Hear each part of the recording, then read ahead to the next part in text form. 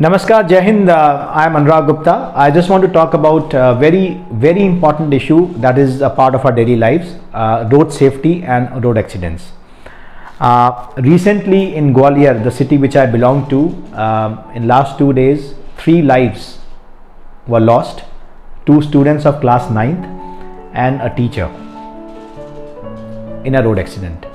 So I just want to put forward certain very important points which everyone has to learn before starting driving, जो शायद हमारे system में अभी नहीं है, इसके बारे में लोग नहीं जानते हैं। मैं वो कुछ पॉइंट्स आज आप सबके सामने शेयर करना चाहता हूं जो हर ड्राइवर को या राइडर को जो रोड पे गाड़ी लेके चलता है उसको ये चीज़ें पता होनी चाहिए। There is something called blind spots. Blind spots वो स्पॉट्स होते हैं जो किसी बड़ी गाड़ी के ड्राइवर को नज़र नहीं आते रोड पे।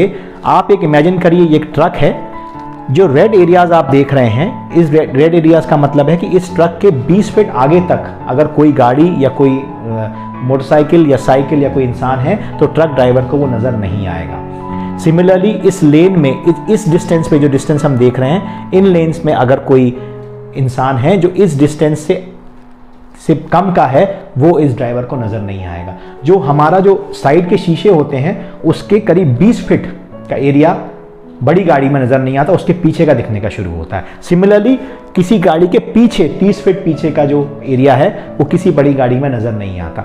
प्रॉब्लम कहाँ होती है, गलती कहाँ करते हैं हम? जब इन ब्लाइंड स्पॉट्स में आ जाते हैं, इन ब्लाइंड स्पॉट्स में आ जाने के कारण जो ड्राइवर होता है गाड़ी का, बड़ी गाड़ी का, उसको हम नज़र नहीं आते और हम गलती कर बैठते हैं और एक्सीडेंट्स हो जाते हैं। तो हमको बहुत सावधानी से इन ब्लाइंड स्पॉट्स को समझने की ज़रूरत है कि किसी भी गाड़ी के 20 फीट आगे, बड़ी गाड़ी के 30 फीट पीछे और साइड में एक डिस्टेंस मेंटेन करके चलना है ताकि ड्राइवर को हम नज़र आ जाएं और वो गलती ना करें, क्योंकि गलतियां नॉर्मली बड़ी गाड़ियों की ड्राइवर से नहीं होती हैं। हम ब्लाइंड स्पॉट्स में घुसते हैं तो वो गलतियां होती हैं। तो ये बहुत इंपॉर्टेंट पॉइंट है जो हमको सीखना है।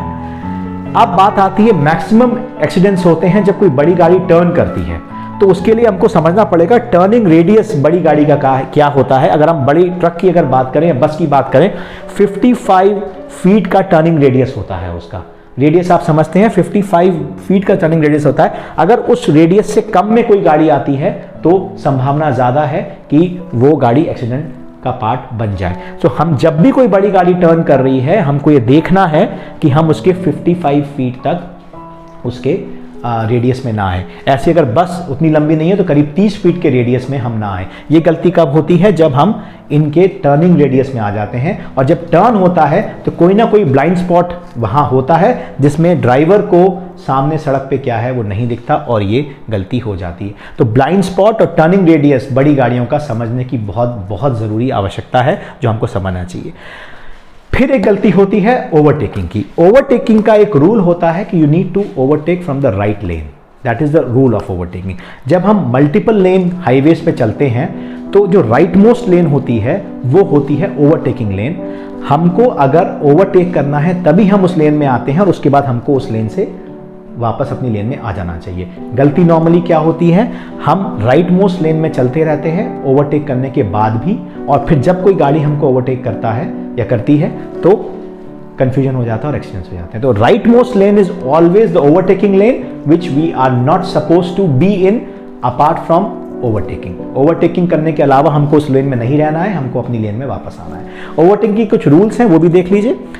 हमने देखा है जो गाड़ियां हैं, जब लाइन आपकी ब्रोकन है, इसका मतलब ब्रोकन लाइन वाली साइड से आप ओवरटेक कर सकते हैं। अगर आपकी लाइन सॉलिड है इसका मतलब आप ओवरटेक नहीं कर सकते, और अगर आपकी दोनों लाइन सॉलिड है मतलब ना इधर वाला ओवरटेक कर सकता ना इधर वाला ओवरटेक कर सकता। जिसकी तरफ ब्रोकन लाइन है वही ओवरटेक करेगा, जिसकी तरफ सॉलिड लाइन है वो ओवरटेक नहीं करेगा।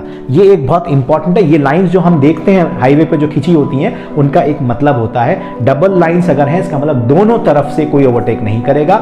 सिंगल लाइन एक तरफ से तो मतलब लेफ्ट वाला ओवरटेक करेगा, उस तरफ से तो उधर वाला ओवरटेक करेगा। ये समझने की बहुत आवश्यकता है। जब हम लोग ये नब चीज़ें नहीं समझते, 90% एक्सीडेंट्स क्या होते हैं, जब हम किसी बड़ी गाड़ी को ओवरटेक कर रहे होते हैं और सामने से गाड़ी आ जाती है। ये जो रिसेंटली एक इंसिडेंट ग्वालियर में हुआ है यही हुआ है। बड़ी गाड़ी को ओवरटेक किया जहां ओवरटेकिंग नहीं थी और सामने से गाड़ी आ गई और हिट हो गया। तो ओवरटेकिंग लाइंस को समझना बहुत ज़रूरी है। ओवरटेक करने के लिए आपको कम से कम 25-30 मीटर का क्लियरेंस होना चाहिए, क्योंकि आपको नहीं पता गाड़ी कितनी पास आपकी आ जाएगी। जब तक आपके पास 25 मीटर का क्लियरेंस नहीं है, ओवरटेक मत करिए। नेक्स्ट जो एक्सीडेंट सबसे ज़्यादा होते हैं वो होते हैं राउंड अबाउट पे, जहां गोल चौराया है, जहां पे राइट लेफ्ट हमको कहाँ जाना है, तो उसको भी आप एक डायग्राम के थ्रू समझ लीजिए।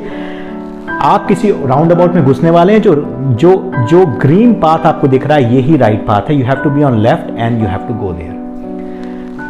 राइट जो आप देख रहे हैं रेड पार्ट कि आप यहां से यहां गए, this is wrong, you need to just go, पूरा राउंड अबाउट लेके आप आगे जाएंगे।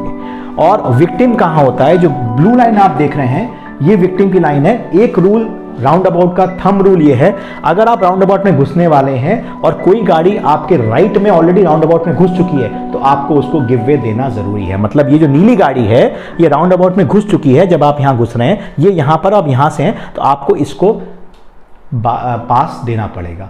आपके राइट में जो भी कोई गाड़ी है उसकी प्रेफरेंस पहले होती है, वो पहले निकलेगा फिर आप जाएंगे। अगर आप और ये दोनों एक साइन पे निकलेंगे तो 100% कोलिजन के चांसेस रहेंगे। तो this is very important when you going to a roundabout. ये भी यहाँ पे एक्सीडेंट्स के बहुत ज़्यादा चांसेस होते हैं। बाकी सारी चीज़ें तो आप जानते हैं। हेलमेट इज कंपल्सरी, अगर आप राइडर हैं या पीछे बैठे हुए हैं बाइक पे, you need to wear helmets. You need to wear seat belts if you're moving in a car, at least the people who are sitting at the front. ये कुछ थंब रूल्स हैं। अब मैं बात करूंगा उन पेरेंट्स से जिनके बच्चे 18 साल के नहीं हैं। किसी भी हालत में उनको आप गियर्ड बाइक्स नहीं दे सकते। हिंदुस्तान में रूल है कि 16 साल के ऊपर के बच्चे नॉन गियर्ड बाइक चला सकते हैं विद अ लर्निंग लाइसेंस, वो भी with a learning licence, very important. और 18 साल से कम उम्र के बच्चे गियर्ड बाइक नहीं चला सकते। तो जो स्कूल गोइंग चिल्ड्रन हैं, स्पेशली उनके पेरेंट्स के लिए ये नसीहत है कि अपने बच्चों को ऐसी कोई गाड़ी ना दें जिसको वो चलाने के लिए एलिजिबल ना हो। और सारे स्कूल्स को भी ये सोचना चाहिए कि कोई बच्चा आपके यहाँ इस तरीके से गाड़ी से ना आए जो उसके लिए अलाउड नहीं है। अब तो खैर गियर्ड बाइक्स मेरे हिसाब से हिंदुस्तान में तो नॉन गियर्ड बाइक्स तो हिंदुस्तान में बनना बंद हो गई हैं, गियर्ड ही आती हैं। तो 18 साल का वेट करिए, अपना लाइसेंस बनवाइए और उसके बाद ही गाड़ी चलाइए। और जो आगे बैठा है और जो पीछे बैठा है, दोनों के लिए हेलमेट बहुत ज़रूरी है। हमारी ज़िंदगी बहुत कीमती है, हम अपनी ज़िंदगी को इस तरीके से बर्बाद नहीं कर सकते।